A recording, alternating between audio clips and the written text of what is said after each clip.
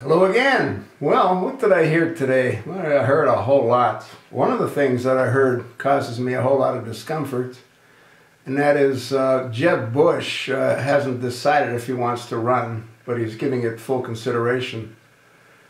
With all due respect, personally, I think we've had enough Bushes in the White House. You know, we don't need to have a third Bush in the White House. The second Bush, I think, caused a whole lot of unnecessary deaths, a whole lot of unnecessary maimings, because he went ahead and he attacked Saddam Hussein, who did not have weapons of mass destruction. And we've been at war ever since, thanks to President Bush. Now, what's interesting is we seem unable to find a qualified person to reside in the Oval Office. When Bush was elected, I did a little bit of research on him. Didn't do videos back then, but I did do research on him. And what I found was rather disturbing. You may not know this, and I don't even know if it matters at this point, but I think it might if his brother decides to run. Bush was trained, as his father was trained, to be a fighter pilot. The difference is, the first Bush was in fact a fighter pilot. The second Bush, I believe, according to what I read, had issues with both alcohol and drugs. And back then, pilots did not have to be certified by the Air Force. They had to be certified by their own family doctors as far as being airworthy. You know, their hearts, their lungs, their eyes. And when the Air Force instituted a different procedure whereby you had to go to an Air Force doctor, well, Bush had a problem. And the problem that he had was he would have been found out to have been an abuser of alcohol and possibly drugs. So what he decided to do was pretty much desert. I mean, that's what he did. He was with the National Guard and he just took off. He went and he worked on a senator's campaign.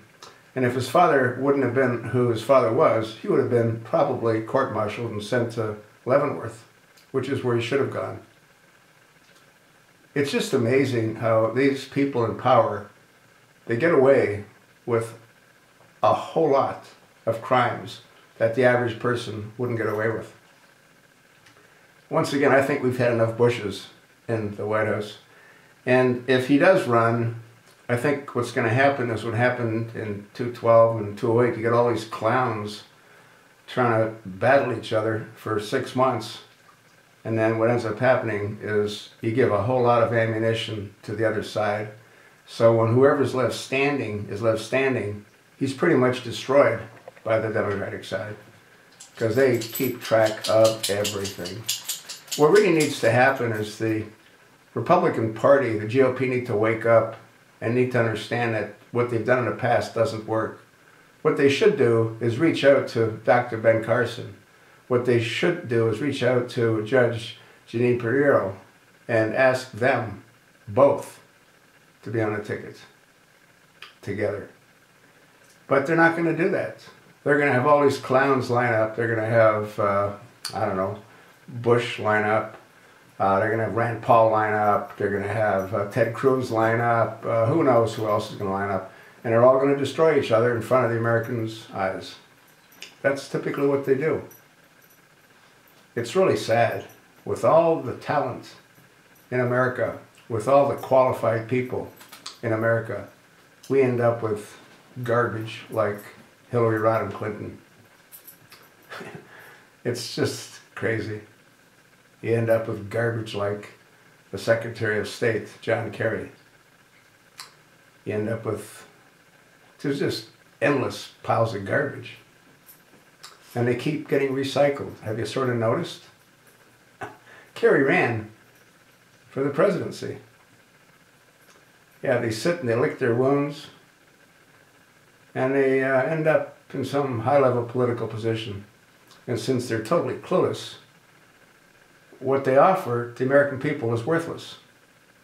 What did Hillary Rodham Clinton provide that was beneficial to America? Absolutely nothing. she did provide a lot of assistance to the Palestinians. I don't know how many hundreds of millions of dollars she gave them when she was traveling the Middle East with Abedin. What did she do in Egypt? Well, she helped set Egypt on fire. What did she do in the Middle East? She helped set that on fire. And now she's a strong, leading candidate. The skag can't fly in an airplane because she's had 2 blood clots. And you want to put her in the Oval Office so her and Billy Bob can reminisce? Yeah. Anyway, I'm starting to ramble and I don't want to do that. I just hope that Jeb Bush enjoys his retirement and stays the hell out of politics. That's what I hope.